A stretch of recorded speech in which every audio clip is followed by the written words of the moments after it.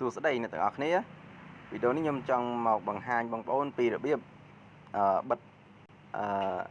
សញ្ញាដែលធ្វើឲ្យគេដឹងថាយើងចូលមើលឆាតរបស់គេបងប្អូននេះដូចសញ្ញានេះអញ្ចឹងពេលគេចូលមើលឆាតរបស់ខ្ញុំគឺវាលោតមកសញ្ញាចុចអញ្ចឹងរូបភាព profile របស់គេអញ្ចឹងឯងនេះរបៀបនេះបាទអញ្ចឹងហើយបើយើងចង់បិទមិនឲ្យឃើញបែបហ្នឹងបងប្អូនធ្វើមកតាមខ្ញុំមកព្រោះករណីខ្លះបងប្អូនចង់បិទពេលយើងឆ្លោះគ្នាអញ្ចឹងទៅយើងមិនចង់ឲ្យគេដឹងថាយើងនឹងបានចូលមើលឆាតរបស់គេអញ្ចឹងណា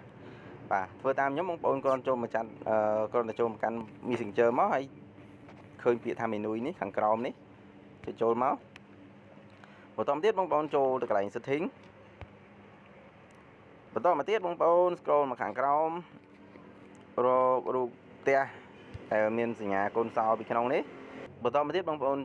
ចុចចូលទៅផ្ដើមពីអក្សរ P ហ្នឹង privacy ហ្នឹងបាទចុចចូលមកបន្តមកទៀតបងប្អូន scroll មកខាងក្រោមនេះកន្លែងនេះបងប្អូន scroll ផុតមកបងប្អូនឃើញពាក្យថា read នេះបងប្អូនផ្ដើមពីអក្សរ O ហ្នឹងចុចចូលមកចំណាំអក្សរក៏បានលុចបន្តមកទៀតឃើញប៊ូតុងពណ៌ខៀវនេះបងប្អូនចុចបិទមករួចរាល់ប៉ុណ្្នឹងទៅពេលយើងចូលទៅមើលឆាតរបស់គេគេអត់ដឹងថាយើងនឹងបានចូលមើលឆាតរបស់គេទេអញ្ចឹងហើយយើងអាចចូលមើលហើយគេបើសិនជាយើងមិន reply ក៏គេអត់ថាអីដែរព្រោះគេអត់ដឹងថាយើងចូលមើលឬក៏មិនចូលមើលទេបាទអរគុណបងប្អូនជម្រាបលាជួបគ្នាវីដេអូក្រោយបាយ